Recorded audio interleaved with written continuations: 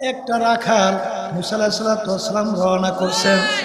দেখে রাখাল গাছের গোড়ায় বৈশা বলতেছেন, এ আমার মালিক, হে আমার আল্লাহ, তোমাকে যদি আমি পাইতাম, তোমাকে আমি সুন্দরভাবে গোসল করাইয়া,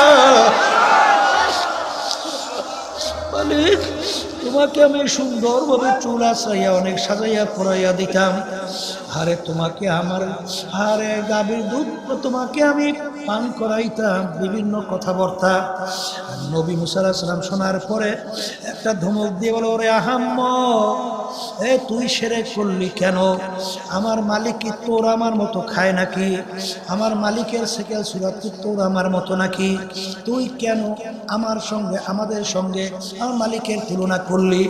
এই কথা শোনার পরে ওই রাখালের খেয়াল ভাঙিয়া গেল, পাগলের মতো উঠা জঙ্গলের দিকে দৌড় মারলো।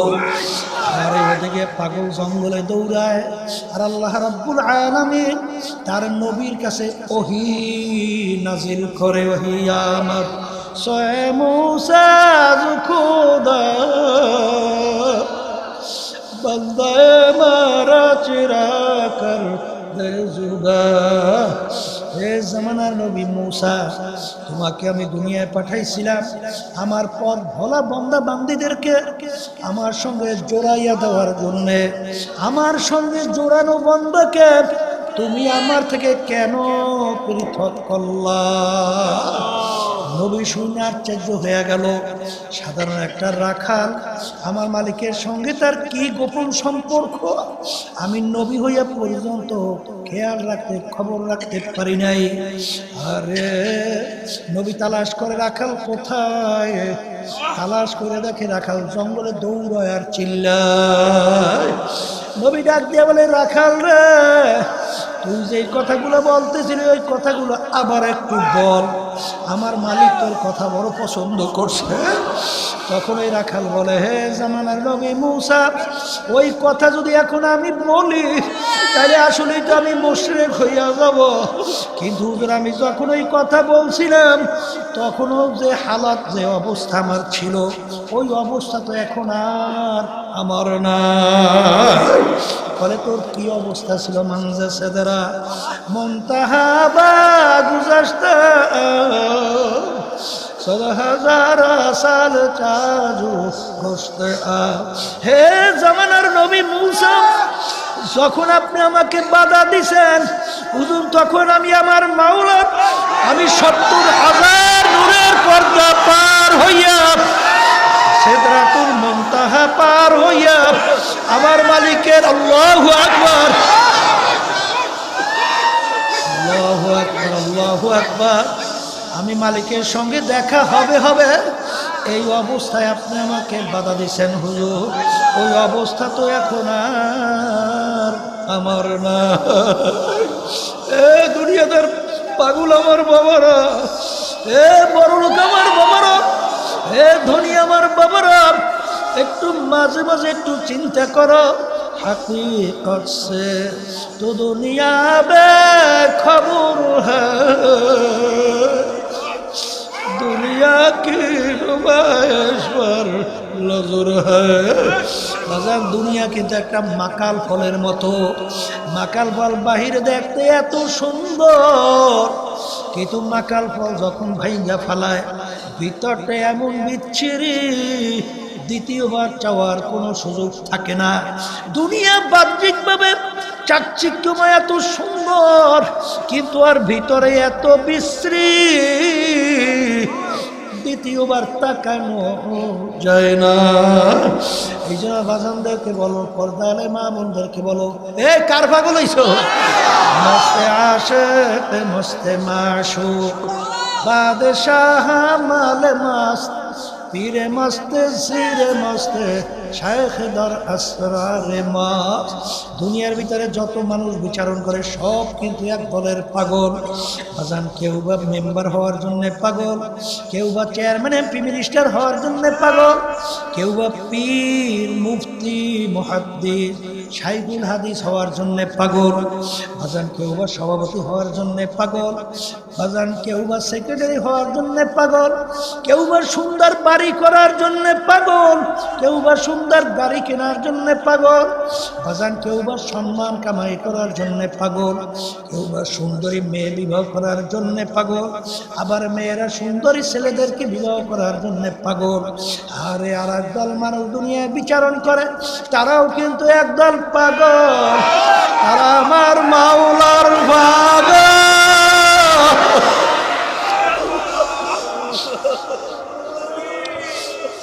দুনিয়াদার পাগল আমার বাবারা, যারা দুনিয়ার পাগল হইছ, একটু মাঝে মাঝে একটু নিরিবিলি একটু মোরাকাবা করো, একটু চিন্তা করো, একটু চক্ষু বন্ধ করো, এরপরে দুনিয়ার দিকে তাকাও, দেখবা দুনিয়া একেবারে ফাঁকি।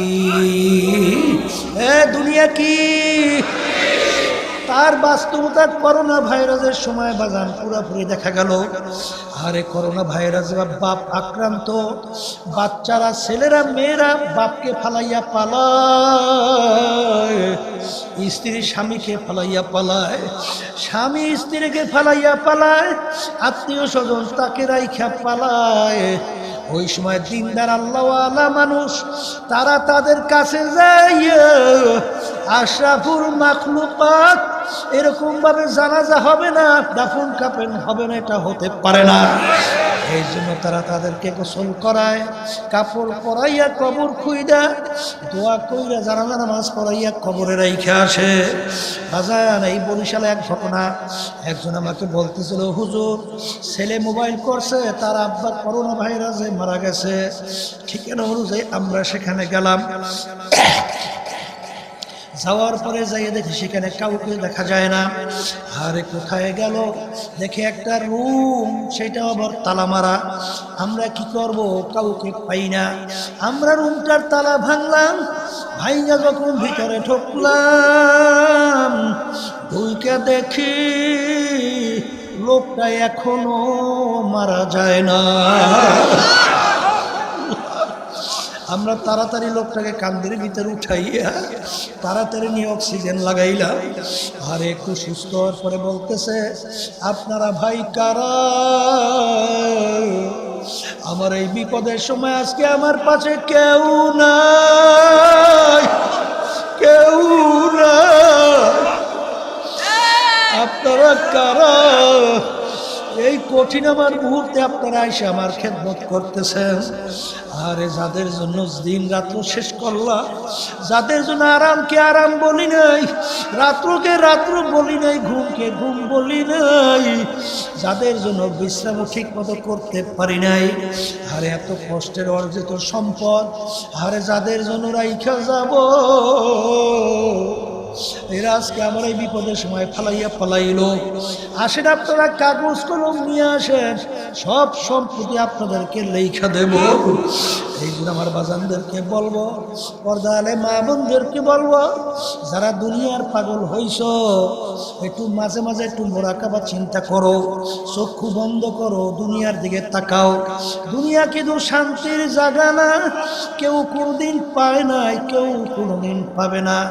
আর দুনিয়া দারুল মেহনওয়াল বালা, দুনিয়া কষ্ট ক্লেশের জায়গা, বালা মুসিবতের জায়গা। এ আল্লাহর বান্দারা, এ পর্দার আড়ালের মা বোনেরা, দুনিয়া যারা শান্তি চাবা, কোনোদিন পায় নাই, কেউ কোনোদিন পাবে না। শান্তি যদি চাও আমার মালিকের কাছে, ফেরদাউস বেহেশতের শান্তি চাও। এই ফজরের সময় শীতের দিন ল্যাপ কম্বল মুড়া দিয়ে ঘুমাও, ওদিকে আমার মালিকের তরফ থেকে মুয়াজ্জিন তোমাকে দাওয়াত দেয়, আসসালাতু খায়রুম মিনান নাওম, ঘুম হইতে নামাজ ভালো। এক শ্রেণী মানুষ একটাই না ঘুমায়, আর তুমি তো ওই কাটার গুতা লাইগা ল্যাপ কম্বল ফালাইয়া ঠান্ডা পানির ভিতরে উজু কইরা পাগলের মতো মসজিদে দৌড়াও। আমার মালিকের সামনে যে আল্লাহু আকবার বইলা দাঁড়াইয়া মালিকের সামনে নামাজে দাঁড়াও। যেটা নাক টেনে ঘুমাইছে, ফুলের বাগান না? এই কথা কয় না, ফুলের বাগান না? এই রোজা রাখা গরমের দিনে আবার যদি গরিব হয় কাজ করা লাগে, গলা শুকাইয়া কলিজা শুকাইয়া পানি দেখলে হাহাকার করতে থাকে। এই অবস্থায় পানি দেই কেউ পানি পান করে না। ওদিকেও ফুলের বাগানে ও তো টিটকারিও মারে, ব্যাপার কি আমার ঘরে কি ভাত টাত নাই, আমার উপোস থাকতে হইবে কেন? জোরে বলে নাউজুবিল্লাহ। এই কথা যদি যাই না শুই না বলে ও কাফের। রোজা ফরজ করছে কিনা? হ্যাঁ, তাহলে তুই আল্লাহর হুকুমে তুই টিটকারি মারলি না, অস্বীকার করলি না। এ কপাল পরা রোজা রাখো নাই, গুনাহ করছো, কিন্তু লাগে কিসে? কাফের। নামাজ পড়ো নাই, গুনাহ হইছে, নামাজ লাগে কিসে? কাফের। কথা ঠিক না? ঠিক। কারণ আল্লাহর হুকুমে কি করছে? বিরুদ্ধ সারণ করছে। কথা ঠিক কিনা? টিটকারি মারছে। তাহলে রোজা রাখে নাই কি ফুলের বাগান না? হ্যাঁ, আর যারা রোজা রাখে ওই গরমের দিনে মাগরিবের আগে আগে, বুঝছে, ওই শুনছে গ্রামে একটা প্রবাদ বাক্য, বুঝছে, ও সত্যবিতে কইতে না, মুরব্বীরা কইছে, ওই এক রোজ দাঁড়িয়ে হ্যাঁ তো ওই পানি বিবাসা রুহু বাইরে যাওয়ার উপর পাস করে দেখছি, আল্লাহ ওর কোনো শেষ কষ্টে, বুঝছে। এখন ওইতে আগের যুগে তোর ঘড়ি টড়ি ছিল না, তোর ওই মুরগি মোরগ যখন খোপে যাইতো মনে করছে যে সূর্য ডুবছে, বুঝছে। দেখবেন মোরগ কিন্তু ওই ফজরের সময় শোভে সাদের সময় ডাক দেয়, দেখেন নাই? আবার ঠিক মাগরিবের আজানের সময় খোপে যায়। আচ্ছা, এখন এই রোজারিয়ার ওই খেয়াল করতে কোন সময় মুরগি খোপে যায়। এখন মুরগি তো খোপে যায় না, এখন কইতে আছে খোপে তো যাবি, তাই নাম করিয়ে অমুকের তো শেষ করি এইবার জোরে আইসেন না। এর অর্থ কি? কষ্টের কথা, ঠিক না? এই রোজা কষ্ট করে রাখছো কির জুতা, আবার খাও কাটার গুতা। যারা রোজা রাখে নাই ফুলের বাগানে ফুল তোলা, কথা কয় না? হে যুবক আমার বাজানরা, হে পর্দার আড়ালের মা বোনেরা, মেয়েদের সঙ্গে ছেলেদের আড্ডা মারতে কত মজা, মেয়েদের ছেলেদের সঙ্গে আড্ডা মারতে কত মজা। ফুলের বাগান না কাটা? ফুলের বাগান না? আর যারা নাকি এর থেকে ফিরা থাকবে কাটার গুতা লাগতে থাকবে, কথা ঠিক না? ঠিক। হে আল্লাহর বান্দারা, এরকম আল্লাহ রাসূল সাল্লাল্লাহু আলাইহি ওয়াসাল্লামের কাছে জিবরাইল আমিন কান্দে, এই কথা বলিয়া কান্দে। আল্লাহ রাসূল বলেন, ভাই জিবরাইল, তুমি তো আমার মাওলার নৈকট্যের ফেরেশতা, সবচেয়ে বড় সম্মানিত ফেরেশতা জিবরাইল আমিন, তুমি কেন কাঁদতেছ? তিনি বলেন, আল্লাহর রাসূল, আমার তো জানা নাই আমার মালিক আমার ব্যাপারে কি সিদ্ধান্ত নিবেন। আরে হারুত মারুত তো ফেরেশতা, ওদের ব্যাপারে আমার মালিকের কি সিদ্ধান্ত হইল? আরে ইবলিস ও তো ছিল মাওলার ফেরেশতা, ওর ব্যাপারে আমার মালিকের কি সিদ্ধান্ত হইল আমার তো জানা নাই।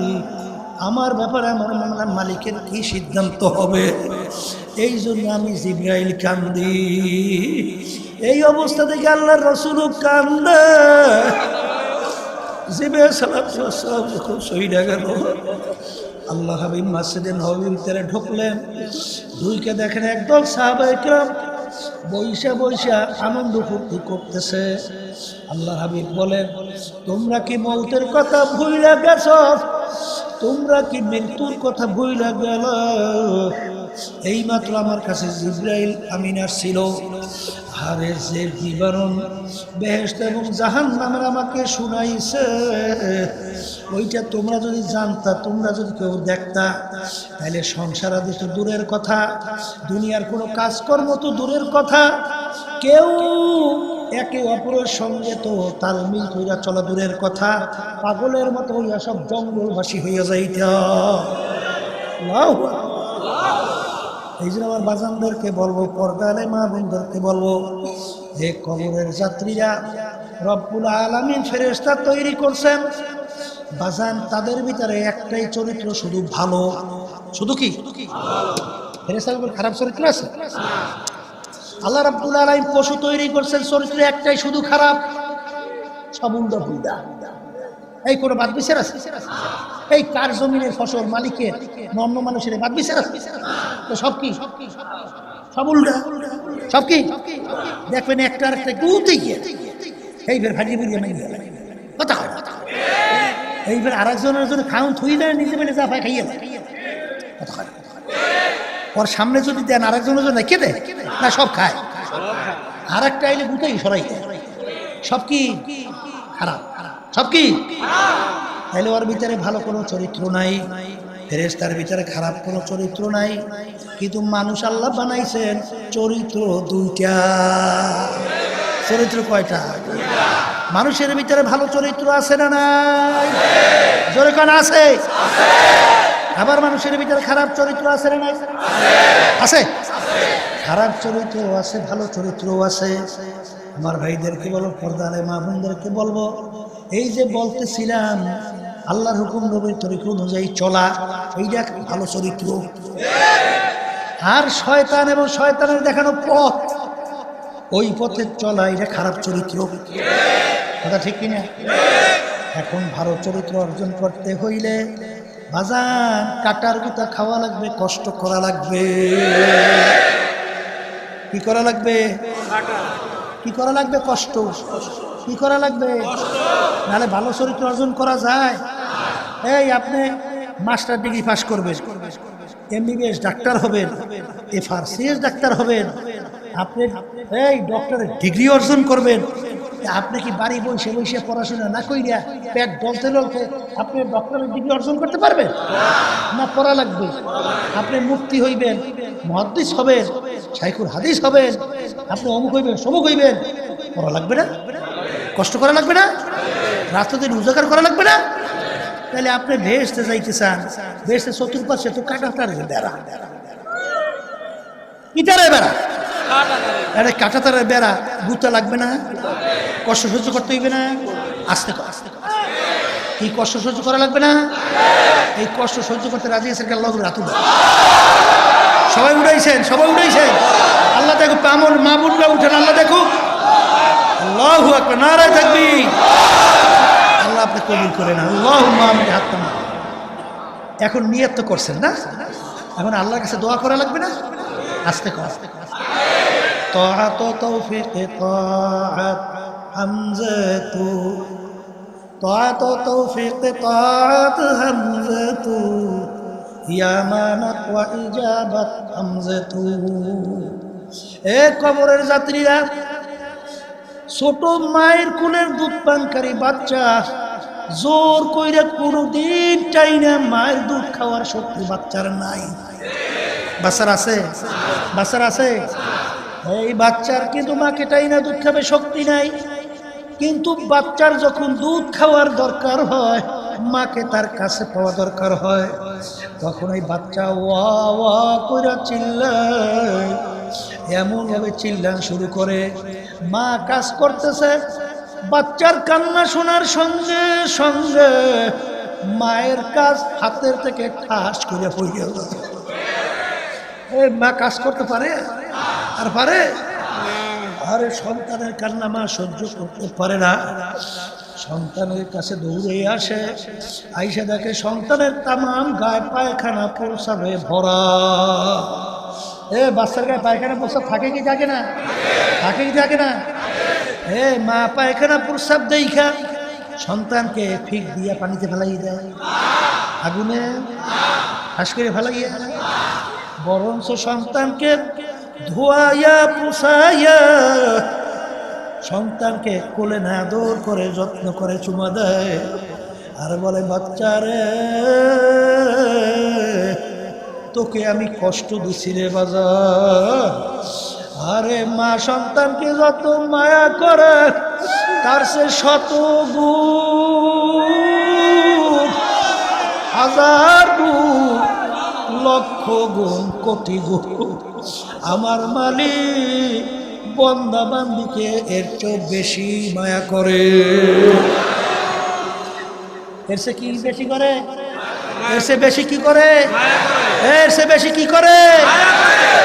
এখন আমার বাজানদেরকে বলবো, পর্দালে মা বোনদেরকে বলবো, যেই জায়গায় ব্যথা লাগে ওই জায়গায় কিন্তু হাত মালিশের জন্য ব্যবহার হয়। আনা ইনদা মুনকাসিরাতিল কুলুব, হাদিসে কুদসির ভিতরে আসছে, আমার মালিক বলেন, আমি মালিক ভাঙ্গা দিলের কাছে থাকি। কোন দিলের কাছে থাকে? কোন দিলের কাছে থাকে? ভাঙ্গা দিল বুঝেন? কি বুঝছেন? এই গুনাহ করতে করতে পাহাড় পরিমাণ হয়ে গেছে। গুনাহ করতে করতে মনে হয় যেন গুনার কোনো শেষ নাই। আরে বাজানদেরকে বলবো, এই গুনার কথা মনে কইরা যখন দিলটাকে নরম কইরা, নিজেকে ছোট মনে কইরা, দুই চোখের পানি ছাইরা মালিকের দরবারে বান্দা বান্দি যখন হাত মালিকের দরবারে উঠাইয়া যখন ডাক দিয়া বলবে, হে আমার মালিক, তোমার নাফরমান বান্দা বান্দি তোমার দরবারে হাজির। হে আমার মালিক, তুমি যদি তোমার দরবার থেকে আমাকে ভাগাইয়া দাও, আর তো কোনো দরওয়াজা নাই, আর তো কোনো মাওলা নাই, কার দরবারে যাব, কার দরবারে যাব, কাকে যাই আমি মালিক কইয়া ডাক দেব? তুমি দয়া মায়া কইরা আমার জীবনের সব গুনাহ তুমি মাফ কইরা দাও। আমার মালিক তো বলছেন, ইন্নাল্লাহা লা ইয়ানজুরু ইলা সুওয়ারিকুম ওয়া আমালিকুম ওয়ালাকিন ইয়ানজুরু ইলা নিয়াতিকুম ওয়া কুলুবিকুম, আও কামা ক্বালা আলাইহিস সালাতু ওয়াস সালাম। আল্লাহ রাসূল সাল্লাল্লাহু আলাইহি ওয়াসাল্লাম বলেন, আমার মালিক শুধু বাহ্যিক আমলের দিকে তাকাইয়া থাকে না, আমার মালিক বান্দাবান্দির দিলের দিকে তাকাইয়া থাকে। বান্দাবান্দির দিলটা যখন নিজেকে নিজে অপরাধী মনে কইরা দিলটাকে ভাইগা যখন মালিকের দরবারে ওই করুণ সুরে ডাক দেয়, দুই চোখের পানি ফালাইয়া, এ আমার মালিক, হাজির হয়, হাজির হয়, হাজির হয়, আমি তোমার দরবারে হাজির, তোমার দরবারে হাজির। মালিক, দয়া মায়া করে তুমি আমাকে তোমার কুদরতি কোলের ভিতরে টাইনা জায়গা দাও। আর বান্দা বান্দি কান্দে, আমার মাওলার রহমতের দরিয়া জোশ হইরা যায়। আমার মালিক বান্দা বান্দির কান্না সহ্য করতে পারে না। এখন আমার মালিক বলতেছেন, মান আতানি ইয়ামশি আতাইতুহু হারওয়ালা। হে বান্দা বান্দি, তুই যদি আমাকে পাওয়ার জন্য তুই হাইটা হাইটা রওনা করো, আমার রহমত দৌড় দিয়া যাইয়া তোকে টাইনা আমার রহমতের কোলের ভিতরে জায়গা না দিয়া পারবো না। এই জন্য আমার ভাইদেরকে বলবো, পর্দানে মা বোনদেরকে বলবো, ইমাম গাজ্জালী রহমাতুল্লাহি আলাইহি লেখেন, বান্দাবান্দির মধ্যে আল্লাহর মধ্যে ৭০,০০০-এর মতো নূরের পর্দা আছে। একটা পর্দা পার হওয়া কোনো বান্দাবান্দির সম্ভব না, শক্তি নাই। কিন্তু যার প্রতি আমার মালিকের দয়ার নজর আইসা যায়, আল্লাহ মুহূর্তের মধ্যে আমার মালিক ৭০,০০০ নূরের পর্দা পার কইরা আমার মালিক বান্দা বান্দিকে তার কুদরতি কোলে টাইনা জাগা দেয়। হে বড় লোক আমার বাবারা, হে ধনী আমার বাবারা, হে বংশ বড় আমার বাবারা, হে শিক্ষিত আমার বাবারা, পর্দার আড়ালের মা বোনেরা, আমার মালিকের কাছে কোনো বংশ পরিচয় নাই। আমার মালিকের কাছে কে ধনী কে গরিব এই পরিচয় কিন্তু আমার মালিকের দরবারে নাই। কে কে বড় ডিগ্রিধারী, কে পীর, কে মুরিদ এই পরিচয় কিন্তু আমার মালিকের দরবারে নাই। আল্লাহ, মুসা আলাইহিস সালামের জামানায় আল্লাহু আকবার, একটা রাখাল মুসা আলাইহিস সালাম রওনা করছেন। দেখে রাখাল গাছের গোড়ায় বৈশা বলতেছেন, এ আমার মালিক, এ আমার আল্লাহ, তোমাকে যদি আমি পাইতাম, তোমাকে আমি সুন্দরভাবে গোসল করাইয়া, মালিক তোমাকে আমি সুন্দরভাবে চুল আছড়াইয়া অনেক সাজাইয়া পরাইয়া দিতাম। আরে তোমাকে আমার আরে গাভীর দুধ তোমাকে আমি পান করাইতাম, বিভিন্ন কথাবার্তা। নবী মুসা আলাইহিস সালাম শোনার পরে একটা ধমক দিয়ে বলে, ওরে আহাম্মক, এ তুই শিরক করলি কেন? আমার মালিক কি তোর আমার মতো খায় নাকি? আমার মালিকের সেকেল সুরাত কি তোর আমার মতো নাকি? তুই কেন আমার সঙ্গে আমাদের সঙ্গে আমার মালিকের তুলনা করলি? এই কথা শোনার পরে ওই রাখালের খেয়াল ভেঙে গেল, পাগলের মতো উঠা জঙ্গলের দিকে দৌড় মারলো। আর ওদিকে পাগল জঙ্গলে দৌড়ায়, আর আল্লাহ রাব্বুল আলামিন তার নবীর কাছে ওহী নাজিল করে, ওহী আমার সোয়ে মুসা খুদা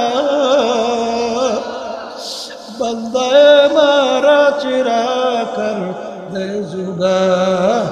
হে জামানার নবী মূসা, তোমাকে আমি দুনিয়ায় পাঠাইছিলাম আমার পথ ভোলা বান্দা বান্দীদেরকে আমার সঙ্গে জোড়াইয়া দেওয়ার জন্য। আমার সঙ্গে জোড়ানো বান্দাকে তুমি আমার থেকে কেন পৃথক করলা? নবী শুনে আশ্চর্য হয়ে গেল। সাধারণ একটা রাখাল আমার মালিকের সঙ্গে তার কি গোপন সম্পর্ক আমি নবী হইয়া পর্যন্ত খেয়াল রাখতে খবর রাখতে পারি নাই। আরে নবী তালাশ করে রাখাল কোথায়, তালাশ করে দেখে রাখাল জঙ্গলে দৌড়ায় আর চিল্লায়। নবী ডাক দিয়ে বলে, রাখাল রে, তুই যে কথাগুলো বলতেছিলি ওই কথাগুলো আবার একটু বল, আমার মালিক তোর কথা বড় পছন্দ করছে। তখন ওই রাখাল বলে, হে জামানার নবী মূসা, ওই কথা যদি এখন আমি বলি তাহলে আসলে তো আমি মুশরিক হইয়া যাব। কিন্তু হুজুর, আমি যখন ওই কথা বলছিলাম তখনও যে হালাত, যে অবস্থা আমার ছিল, ওই অবস্থা তো এখন আর আমার না। বলে, তোর কি অবস্থা ছিল? মানজা সেদারা মুনতাহা বা গুজাশতা ১৪,০০০ সাল চাজু গোশতে আ।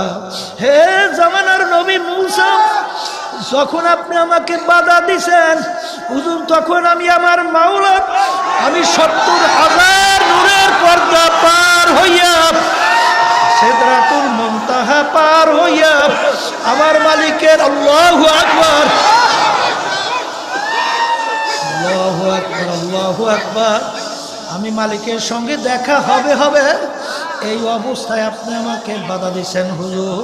ওই অবস্থা তো এখন আর আমার না। এ দুনিয়াদার পাগল আমার বাবারা, এ বড় লোক আমার বাবারা, এ ধনী আমার বাবারা, একটু মাঝে মাঝে একটু চিন্তা করো। हकीकत से तो दुनिया बेखबर है, दुनिया की नुमाइश पर नजर है। বাজার দুনিয়া কিন্তু একটা মাকাল ফলের মতো। মাকাল ফল বাহিরে দেখতে এত সুন্দর, কিন্তু মাকাল ফল যখন ভাইঙ্গা ফালায় ভিতরটা এমন বিচ্ছিরি, দ্বিতীয়বার চাওয়ার কোনো সুযোগ থাকে না। দুনিয়া বাহ্যিকভাবে চাকচিক্যময় এত সুন্দর, কিন্তু আর ভিতরে এত বিশ্রী, দ্বিতীয়বার তাকানো যায় না। এই জন্য বাজানদেরকে বলো, পর্দালে মা বোনদেরকে বলো, এ কার পাগল হইছো? মস্তে আশিক মস্তে মাশুক বাদশাহ মালে মাস্ত পীরে মস্তে সিরে মস্তে শায়েখ দর আসরারে মাস্ত। দুনিয়ার ভিতরে যত মানুষ বিচারণ করে সব কিন্তু এক দলের পাগল। বাজান, কেউ বা মেম্বার হওয়ার জন্য পাগল, কেউ বা চেয়ারম্যান এমপি মিনিস্টার হওয়ার জন্য পাগল, কেউ বা পীর মুফতি মুফতি মুহাদ্দিস শাইখুল হাদিস হওয়ার জন্য পাগল, বাজান কেউ বা সভাপতি হওয়ার জন্য পাগল, বাজান কেউ বা সেক্রেটারি হওয়ার জন্য পাগল, কেউ বা সুন্দর বাড়ি করার জন্য পাগল, কেউ বা সুন্দর গাড়ি কেনার জন্য পাগল, বাজান কেউ বা সম্মান কামাই করার জন্য পাগল, কেউ বা সুন্দরী মেয়ে বিবাহ করার জন্য পাগল, আবার মেয়েরা সুন্দরী ছেলেদেরকে বিবাহ করার জন্য পাগল। আরে আর একদল মানব দুনিয়ায় বিচারণ করে, তারাও কিন্তু একদল পাগল, তারা আমার মাওলার পাগল।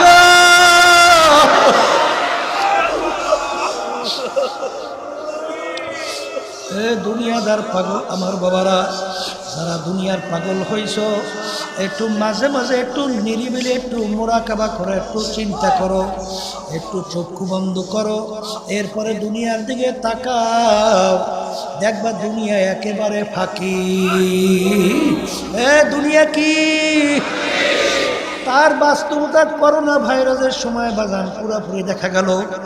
আরে করোনা ভাইরাস বাপ আক্রান্ত, বাচ্চারা ছেলেরা মেয়েরা বাপকে ফালাইয়া পালায়, স্ত্রী স্বামীকে ফালাইয়া পালায়, স্বামী স্ত্রীকে ফালাইয়া পালায়, আত্মীয় স্বজন তাকে রাইখা পালায়। ওই সময় দিনদার আল্লাহওয়ালা মানুষ তারা তাদের কাছে যায়, আশরাফুল মাখলুকাত এরকম ভাবে জানাজা হবে না, দাফন কাফন হবে না, এটা হতে পারে না। এই জন্য তারা তাদেরকে গোসল করায়, কাপড় পরাইয়া কবর খুইদা দোয়া কইরা জানাজা নামাজ পড়াইয়া কবরে রাইখা আসে। বাজান এই বরিশালে এক ঘটনা, একজন আমাকে বলতেছিল, হুজুর ছেলে মোবাইল করছে, তার আব্বা করোনা ভাইরাসে মারা গেছে। ঠিকানা অনুযায়ী আমরা সেখানে গেলাম, যাওয়ার পরে যাইয়ে দেখি সেখানে কাউকে দেখা যায় না।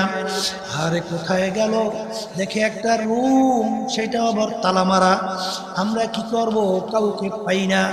আমরা রুমটার তালা ভাঙলাম, ভাইয়া যখন ভিতরে ঢুকলাম, ঢুকে দেখি লোকটা এখনো মারা যায় না।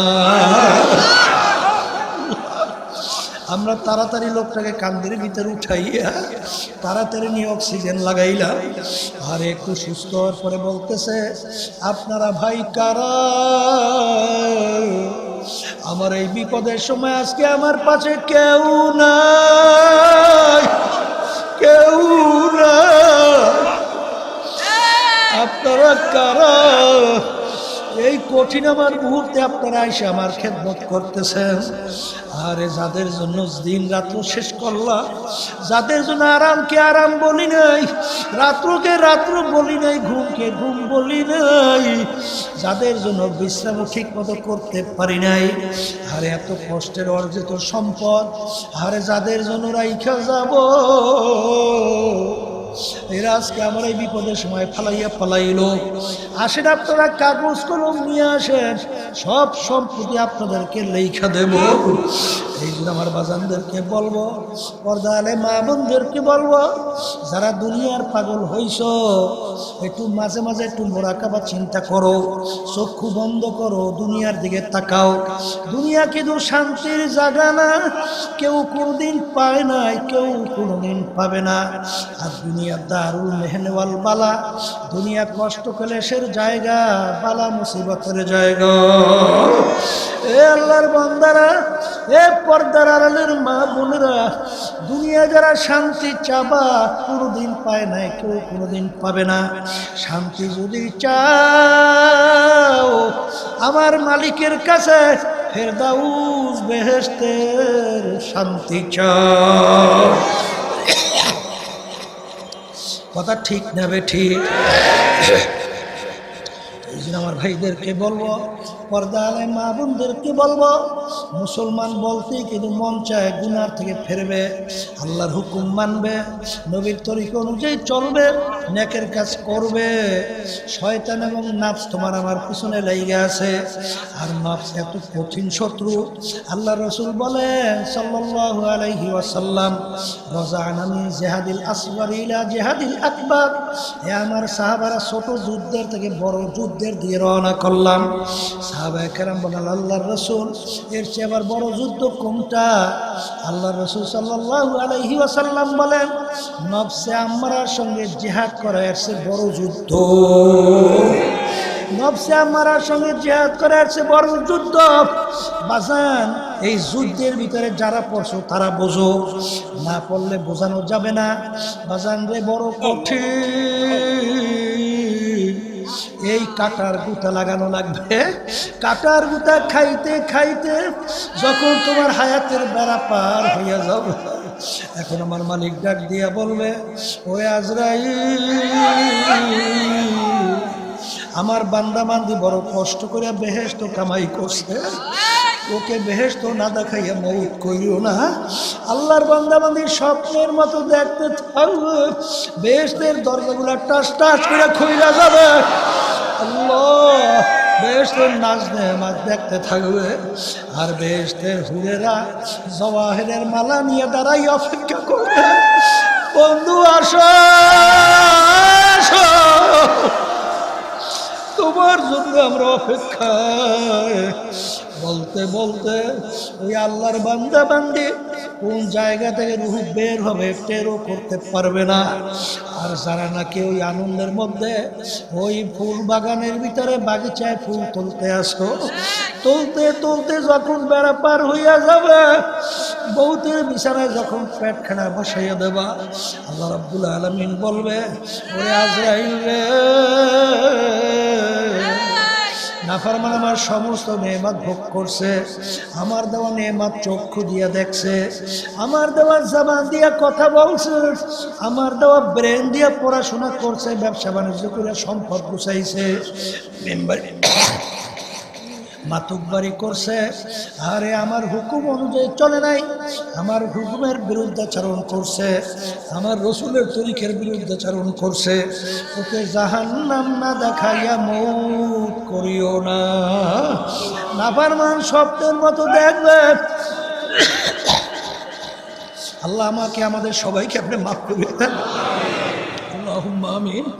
আজান আজায় সালাতু ওয়াস সালাম আসবে, তার মাথা আসমানে, পাও তার জমিনে, এক হাত মাশরিকে এক হাত মাগরিবে, দুনিয়া জোড়া তার শরীর, নীল রঙের মতো দিঘির মতো দুইটা চক্ষু, সমস্ত শরীরের ভিতরে লম্বা লম্বা কালো কালো কতগুলো পশম, ওই পশমের গোড়া দিয়া আগুনের জিহ্বা বাইর হইতে থাকবে।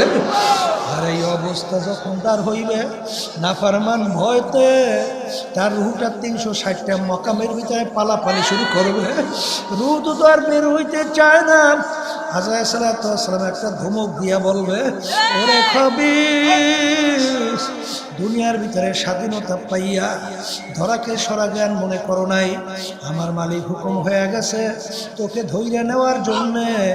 এই কথা বইলে যখন রুহটাকে খপ করে ধৈর্য যখন মারল, কলিজার রগগুলা সেইরা ছিঁড়ে নিয়ে যাবে।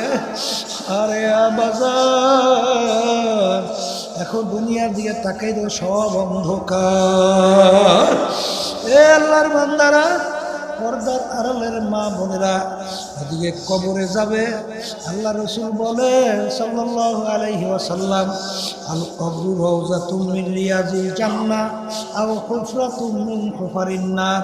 হে আমার উম্মতেরা, এই যে কবর দেখো, এই কবর কিন্তু আসল কবর না, কোনো নাফরমানের কবর আগুনের গুয়া গুয়া হইয়া যাবে, জাহান্নামের আগুনের টুকরা হইয়া যাবে। আরে 99 বিষাক্ত সাপ নাফরমানের কবরে জমা হবে।